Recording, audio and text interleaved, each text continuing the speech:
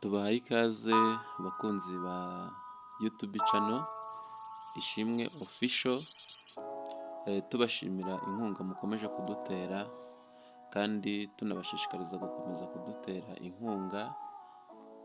Ikintu cyonyine musabwa ni ugukanda subscribe, like, comment and share, mukibuka gukanda ku kazogera. Hari abantu bakanda ku kazogera bikanga, iyo ukanze hariya hejuru ku kazogera bahita bakumanura ku ma option menshi ari hasi yaho, ukanda hariya handitse ati all, bagahita bakuvivura. Ku muntu waba wagerageje kubikora bikanga, yabikora mw'ubwo buryo.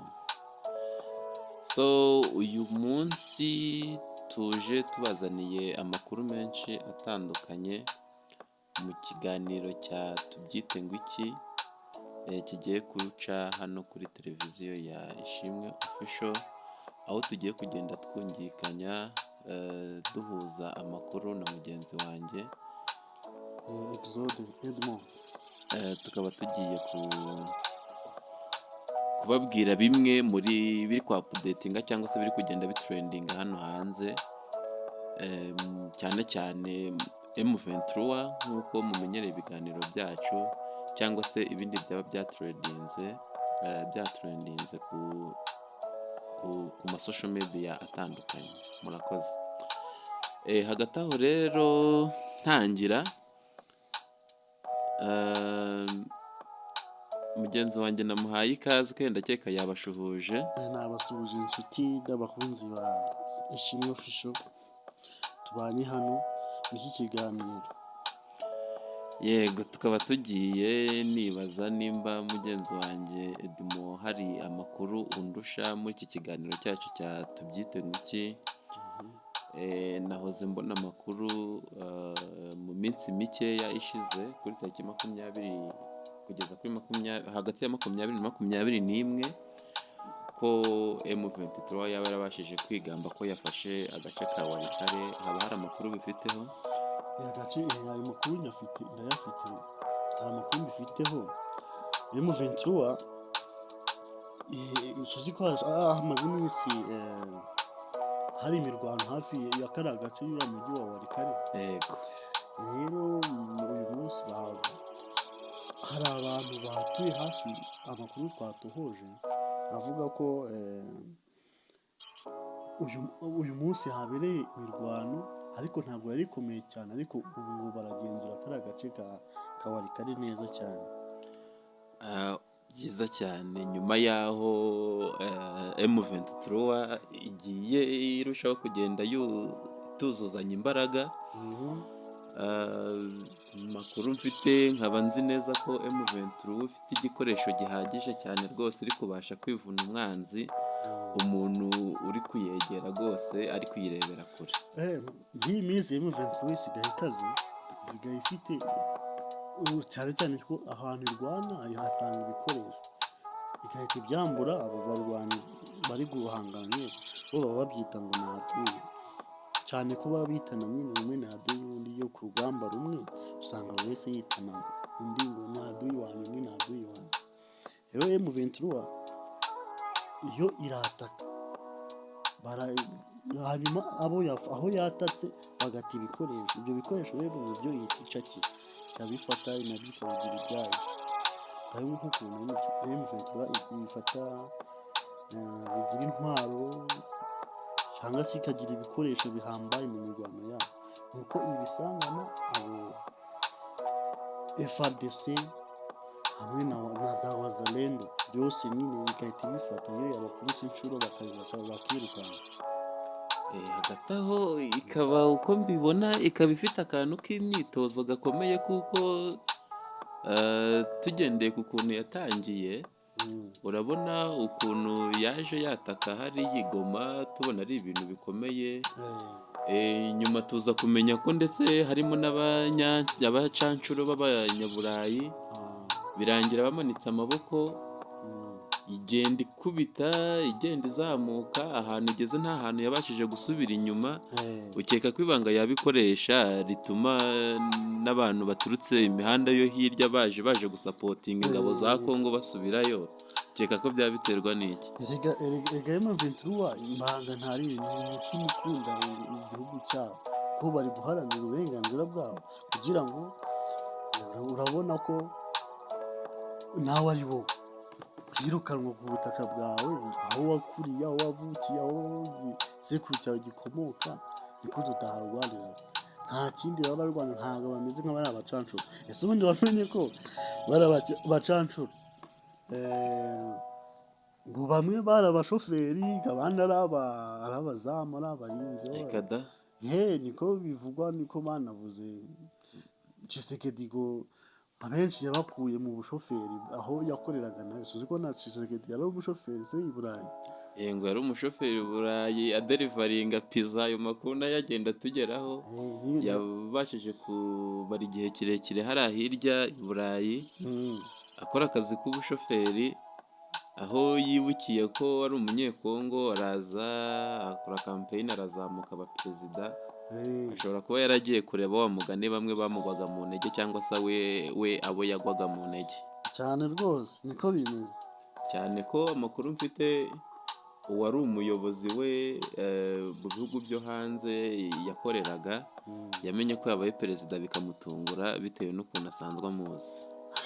Ariko nawe nk'uko urugero nk'uko twaba twirirwana numva ngo wabaye perezida, ntazi uburyo byatangiye kandi mu gihe gito, numva nanjye byahita bintunga nk'uko nawe bishobora kugutungura iyo wahawe umwanya ukomeye muri leta. Wari uri kuri ubundi baravuga ngo nta muhanuzi wabo, ubwo nawe kuko bakuranye wasanga bamuzi amadefo menshi. Birashoboka.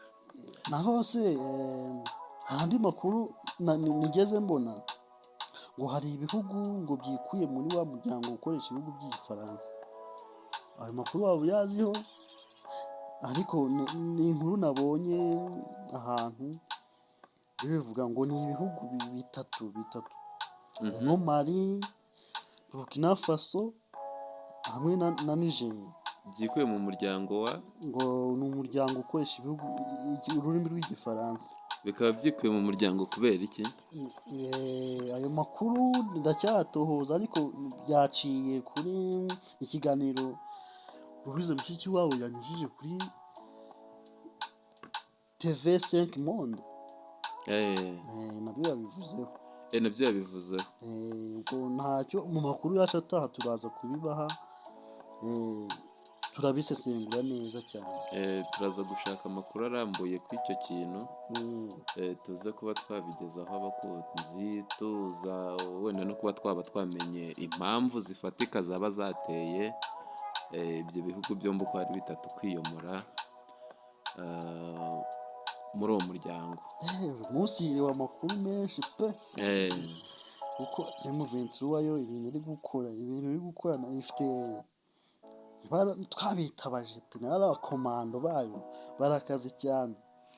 M23 ifite akantu ko kudacika intege, guhozaho, kandi noneho ikaba ifite n'imyitozo iri porofesiyoneri ugereranyije n'abandi. Burya turetse no kubeshyira nk'uko ubizi, akantu ka disipurine karakonta, kandi nkeka ko bari abasirikari bari hariya hirya ba M23, uriya mutwe wigenga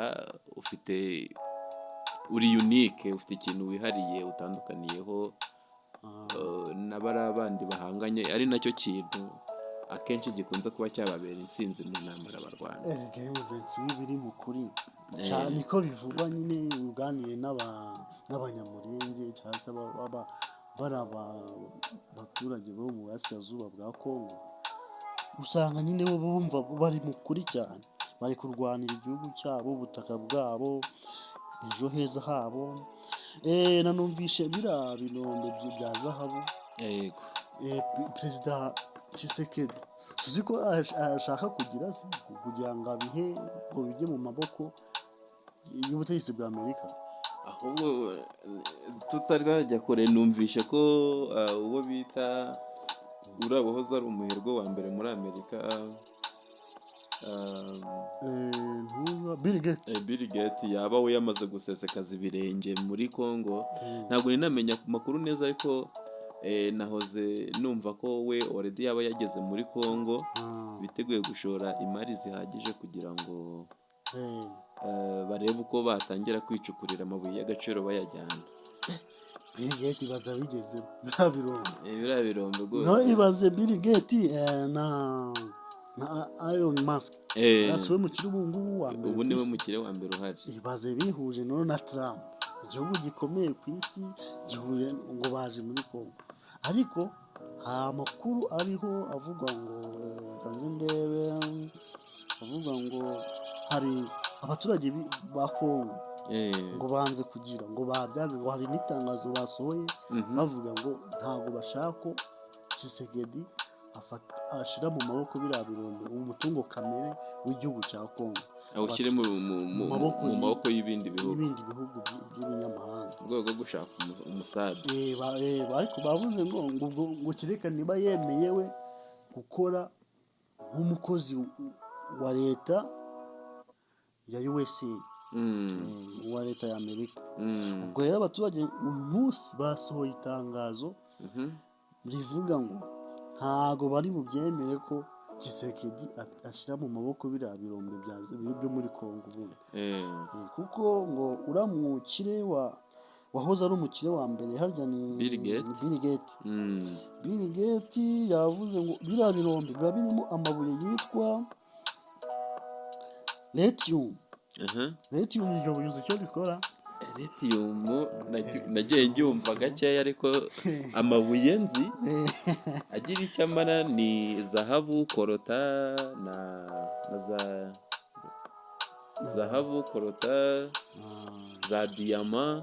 Rero hano hari intuzi ibuye ryitwa lithium, niryo iraniyumu cyangwa niryo n'ubishoboka ngo ni amabuye ya iraniyumu. Ariko iyi lithium ikunda gukoreshwa cyane mu ntuza mu mabateri.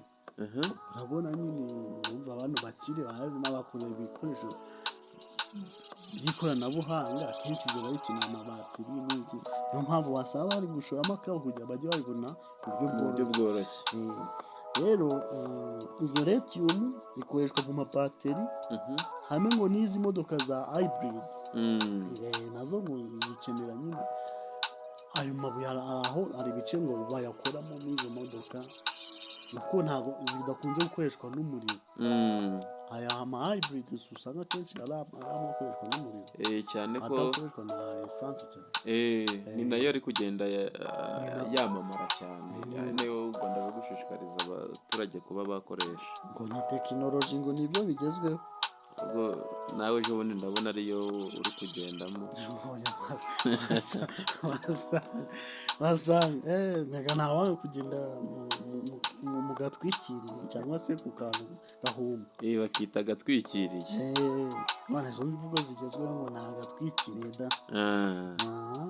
Ndumva birimo biragenda bikunda, ariko muri tubyite ngo iki, ubwo ibyo byo sinzi uko turi buze kubyita. Nimba Tshisekedi yaba agiye gufata umutungo we kamera akawugabiza ibindi bihugu, ariko ni uko tubyite ngo iki ubwo turacyari muri tubyite ngo iki. turaza kubona igisubizo tumaze kubona na reaction y'abaturage, cyane ko ni byiza kuba abaturage batangiye kubona ko ari umutungo kamere wabo kandi ufitiye akamaro, udakwiye gupfusha ubusa uko wibonewe cyane rwose. kandi nk'uko biri, ndakeka amabuye menshi y'agaciro abarizwa mu kara gace k'iburasirazuba bwa Kongo. ifite umutungo kamere ukomeye cyane. Ngaho ibiti ngo rega hari warikari ngo n'ibiti bihari. Niho dusanga za muvura, ribuyu, ngo n'ibiti bihari nayo ni imari. Urumva rero impamvu bari abajyaga batarashora menshi kugira ngo baze bafatanye na Tshisekedi. Rega Kongo ngo ufite agace kanini k'ishyamba, kuko mperutse kubona amakuru nsoma ko Kongo aharenga 50% mu butaka bwa Kongo hagizwe n'ishyamba, wari ubizi? 50%. Mm, Kongo ni nini Kongo? Haryo bifite ubuso bugari, byasaba kureba ubuso bwa Kongo. bifite- Ni nini cyane. ni igihugu cya 11 ku isi, kikaba icya kabiri muri Afurika. Mu bihugu binini urumva Ni kinini cyane. ni igihugu kinini. Ba mugani ayo mashyamba ntabwo waburamo ibiti bikomeye cyane bimwe abantu bifashisha mu bwubatsi. Ubwubatsi, mu bintu bikomeye Harimo imodoka zijyamo nk'ibi, kera niba byabagaho niba zikihari. kera zabagaho, sinzi nimba n'ubu zikibaho, ariko ntabwo ibiti bigira akamaro kenshi, bikora ahantu henshi cyane. ni urucabana aho bavuga. Hanyuma se muri tubyite ngo iki y'uyu munsi, tunerekera ku musozo w'ijambo ry'uyu munsi, nta makuru mashyashya yandi waba ufite muri twite iki y'uyu munsi? Tunagana ku musozo, nta makuru mashyashya waba ufite washaka kudusangiza? hari amakuru mashyashya. Abuza abasirikare b'u Burundi ibyo babakoreye. M23 yajije. Abasirikare b'u Burundi ngo bakubise inshuro barayamanika.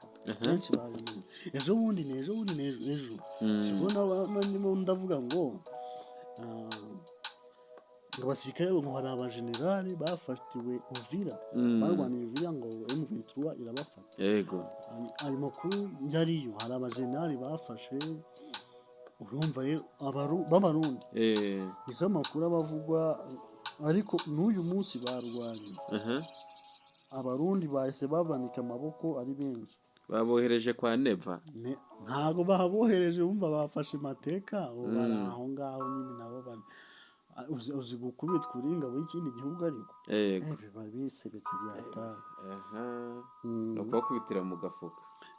Muri tubyite ngo iki rero uyu munsi, ayo makuru ubu twabyita ngo iki ko bafashwe nyine, ariko uzi gufashwe none uri umujenerali, twabyita ngo iki se? Twabyitwa ko baje guhangana n'intare. None manza n'intare ishonje baje guhangana n'intare ishonje ibyaya. bari bari kwisumbukuruza, ubwo rero babereka ko bayobye.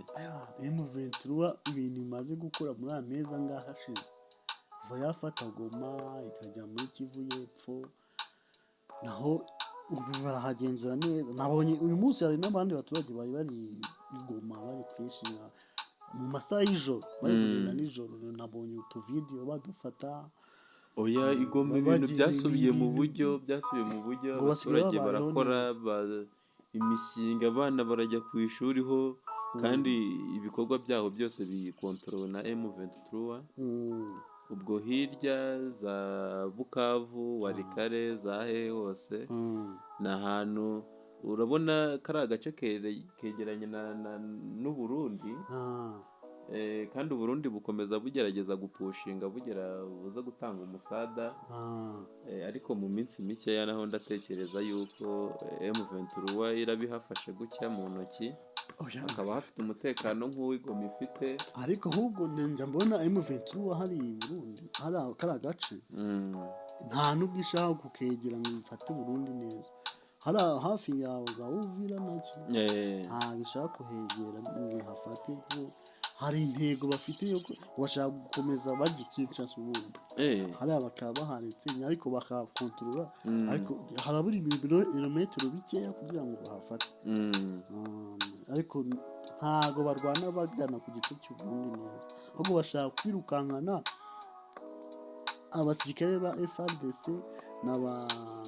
n'aba FDLR hamwe na Wazalendo, bazicuma bakomeza nyine bavansa bajya gahunda Kinshasa. Ariko sinzi ibiganiro uko icyo bizacura, wenda baba banga cyane se baramutse baganira, sinzi icyo byacura, ariko reka turebe uko bizagenda.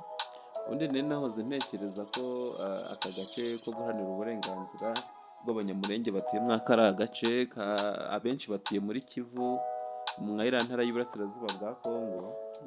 ubundi Kivu zombi, Kivu y'amajyepfo akenshi ni y'amajyaruguru. Yego. Niho biganjemo, rega bahari tuzi ko hahoze ari mu Rwanda se nyine. Ngo mu mateka ya kera hahoze ari ahacu. Mbere y'abakoloni. Ubundi ngo ababirigi nabo baje barabivanga barabidobya. Okay rero bakunzi ba YouTube channel Ishimwe Official, tubashimiye inkunga mukomeje kudutera kandi no kuba mwaduteze yombi. Tubibutsa ko umusanzu wanyu nta wundi ari subscribe, comment and share. Tukibuka kubisharinga kugira n'abatabonye amakuru bayabone. Iyo ni inkunga yanyu ikomeye cyane yo gushyigikira uno muyoboro wa channel ucishwaho amakuru hafi ya buri munsi kandi yizewe, update zagiye zinyuranyuranamo mu buryo butandukanye, tukaba twagenda tuzibasangiza. Murakoze cyane mugenzi wanjye wabasezera. Mwakoze cyane kubana natwe, tubibutsa gukanda subscribe, share na comment. Kandi turagaruka, ikiganiro ni agahoza tuzajya duhozaho. Gahunda yari tubyite ngo iki?